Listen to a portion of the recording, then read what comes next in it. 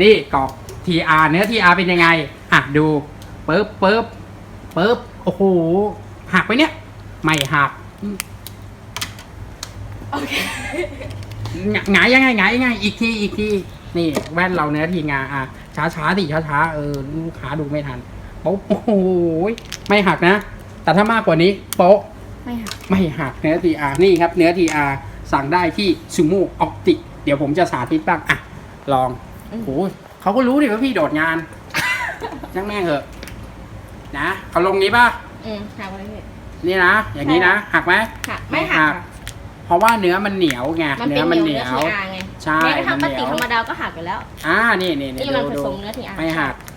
ดูเรื่องนะ ดูเรื่อง ซูโม่แอปติกอย่าลืม